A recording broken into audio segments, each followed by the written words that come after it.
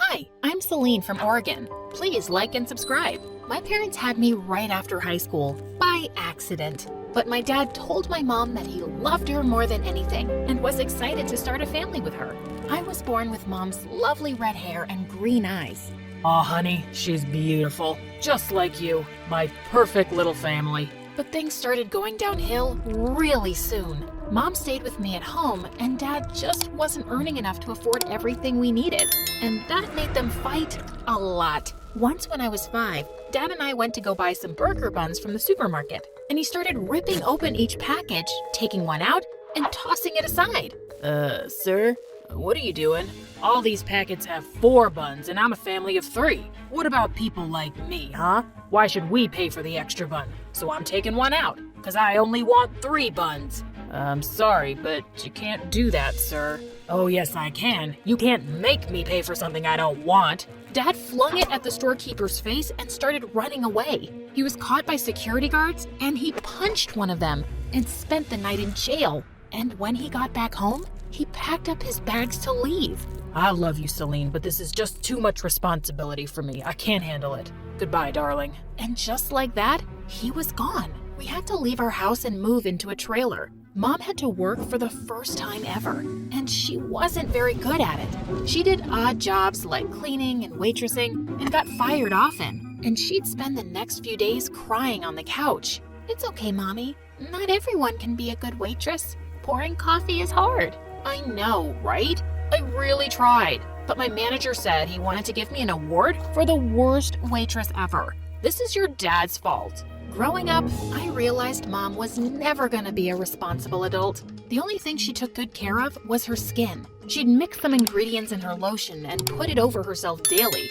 And on me too. She said looks were the most important thing for a girl. But I really wanted to excel at school and have a better life than Mom. In 10th grade, I also got a job as a dog walker for some rich people. But I told Mom only half of my salary so I could save the rest. One day while I was going to work, I saw a dog barking loudly as a man was forcing it to go with him.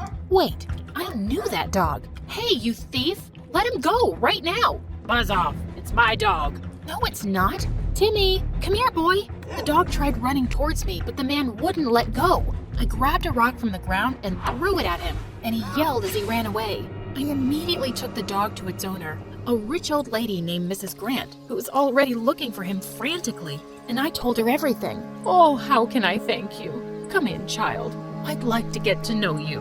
After asking me many questions, she said something really surprising. She wanted to send me to a great private school, all expenses covered. What? This was an offer I just couldn't refuse. But Mom didn't seem very excited. She should have just given you the cash for finding her dumb dog. You already go to school. I was too happy to argue with her. Going to a good school meant great opportunities for college. Mrs. Grant had me enrolled a week later, and I was so nervous as I walked into the building. Luckily, the school had a uniform, so no one would see my own worn-out clothes. But I noticed several people looking at me, and I had no idea why. Later that day in the cafeteria, a girl from my class waved at me. Celine, right? Come and join us. And I gotta say, girl, you are gorgeous. Yeah, your skin's flawless. I wasn't expecting such a nice welcome. The girl who'd waved me over was Jasmine, and she seemed really interested in me. So,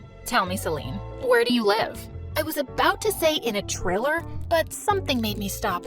I just knew these girls wouldn't see me the same if I had said that. Oh, Cherry Tree Hill? OMG, that's such a posh neighborhood. What's your address?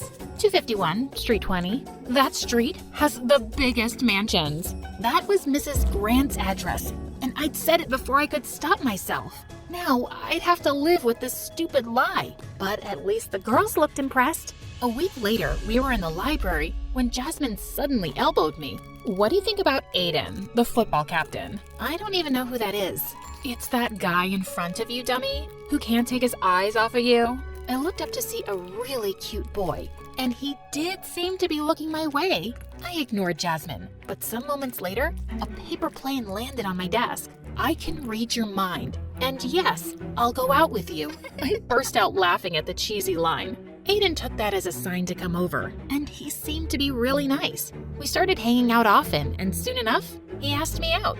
Life at school was going great. I was doing well in classes, I had friends, and a hot boyfriend. But one day, Jasmine and her friends were making plans for the mall when suddenly someone behind us spoke. Hey, can I come too? I turned around to see a girl with stained clothes and knotted hair. Ugh, go away, Miranda. Celine, this is the school loser who can't afford clean clothes. She can come with us if she wants to. Really? Excuse me? No, you can't. You're not sitting in my car. Just leave, Miranda. Her face turned red, and I felt really bad as she walked away. But later that day, I was just coming out of the bathroom when I bumped straight into someone. Miranda! Hey, sorry about that. You seemed nice earlier, and I wanted to be your friend. Most people aren't nice to me because of the way that I am. It's okay, Miranda. You don't have to be embarrassed around me. Can you keep a secret? Of course, anything. I'm poor just like you, so I know what you're going through. You're poor? Shh, yes. And yeah, we can be friends. Meet me outside school later. I ditched Jasmine and her gang and took Miranda home. On the way, we walked past Mrs. Grant's house, and I explained that she was paying for my school. When we got to the trailer, I gave her some clean clothes to change into, and then we had lunch together. I would have never guessed you lived here, Celine. Yeah, we don't have much, but I try to take care of myself. No reason your life has to suck just because you're poor. Soon after, Miranda thanked me for everything and left. But half an hour later, I got a call from Mrs. Grant, and she asked me to come over immediately. And when I got there, I was shocked to find a furious Mrs. Grant next to Miranda? What are you doing here? Is this homeless person a friend of yours, Celine? I found her in our backyard with Timmy. If I hadn't caught her, she probably would have stolen him. You told me about Timmy, and I just... Told her what? Why are you showing strangers the way to my house, Celine? Did I make a mistake in trusting you? No, of course not, Mrs. Grant. Believe me, Miranda is completely harmless. I'm so sorry. It won't happen again. I took Miranda outside and then turned to her angrily. Are you insane? Why were you here? I just wanted to see Timmy because I like dogs. That's all. But you can't just walk into someone's house. I work for that lady, and she's the reason I go to a good school. She could easily take it all away from me, thanks to you. Miranda looked upset and ran off, and I didn't stop her. Gosh, she was crazy. Maybe I'd made a mistake letting her into my life. The next day at school, I just wanted to avoid her. But later, as I was sitting with my friends on the bleachers, Miranda suddenly appeared and sat next to me. Listen, Celine, I'm really sorry about yesterday. What happened yesterday, garbage girl? Celine, what's she talking about? Oh my God, was Miranda about to give away all my secrets? How would I know? She's a total nutcase. No, wait, I know you're mad at me, but aren't we friends? You said, in your dreams, weirdo. I got up to leave, but suddenly Miranda took my arm. And without really thinking, I threw my glass of juice at her face. She stood there stunned. But just then, Jasmine and the rest stared at her. Your clothes looked cleaner today. Now you look like your usual self again. Miranda burst into tears and ran off. And I felt horrible. What had I just done? I looked for Miranda everywhere the next day, but I couldn't find her. As I was walking down the hallway, I suddenly spotted Aiden clearing out his locker. Hey, Aiden, is everything okay? No, nothing is okay. You bullied my sister. Wait, who? Miranda? She's your sister? Yeah, and I know she's a mess, but I'm supposed to take care of her. I just didn't know I had to protect her from you. Aiden, please tell me where she is so I can apologize. She's refused to ever come back to the school because of jerks like you, and I'll be transferring wherever she goes. And I can't even look at you, Celine. As I watched him leave, I'd never felt worse in my life. Miranda had just wanted to be my friend, and I'd become a bully because I was afraid people would find out I was poor. The next day at school, Jasmine caught up with me in the corridor. Celine, did you know Aiden and Miranda were siblings? I just found out, and they both left. What happened? What happened is that we bullied that poor girl, and she doesn't want to be here anymore, and neither does Aiden. Oh, come on, we were just having fun. And who would have thought Aiden is poor too? He sure did a good job of hiding it. Well, I'm glad those broke losers are gone. And suddenly, I just lost it. You want to know something, Jasmine? I'm poor too. Yeah, There's no fancy mansion. I live in a small trailer. Ew! A trailer? Yeah. And I don't know why I let anyone make me feel ashamed of it. If you only treat people with respect based on how rich they are, I don't want anything to do with you. As if I want anything to do with you now, trailer girl. I just pushed her aside and walked off. Telling the truth was actually a relief. I lost my friends in a day, but I didn't care. I begged the principal to give me Miranda's address so I could go see her. But when I got there, I was shocked. This wasn't some poor person's house.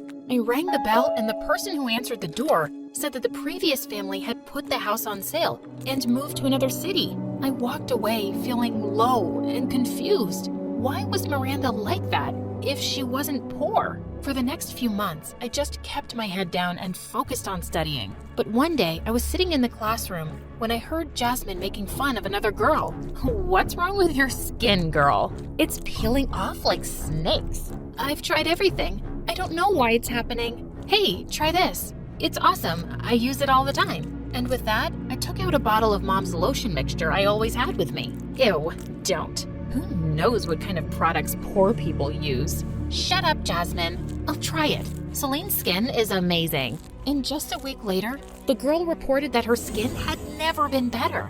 After that, everyone wanted to try the lotion, and they were willing to pay for it. I told Mom, and it got her excited too. With the savings I had, I bought all the stuff we needed, and soon we were making good money just by selling the lotion to girls in my school. Eventually, I set up a website and started selling it online. And it was such a hit.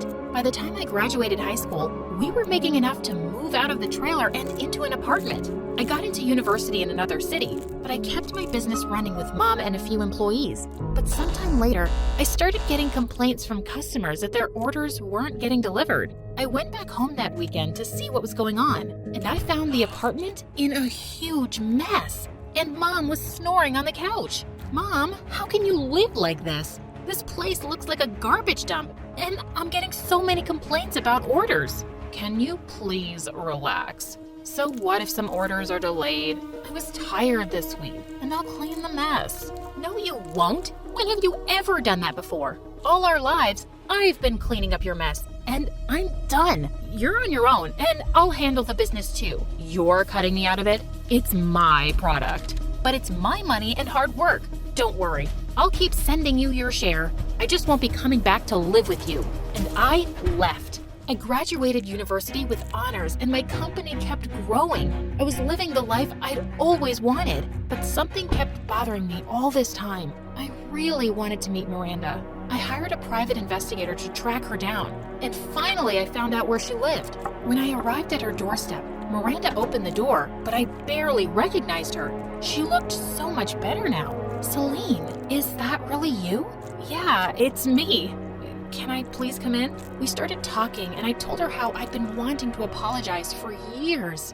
I'm so sorry about what I did, Miranda. The day after you left, I told everyone the truth about me. I didn't want to be some fake person anymore. I get why you were mad at me. You were trying to make a better life, and I was just good at messing everything up. I wasn't poor like everyone thought, Celine. My mom had passed away, and I was just having a really hard time dealing with it. But you helped me realize too that I had to get my act together, and I got help. We hugged it out, and I felt a weight lifted off me. I knew Miranda would be okay. As I was leaving, suddenly someone called out, "Celine, wait." I turned around to see Aiden. I heard everything you said to Miranda. Thank you. I could tell you meant it.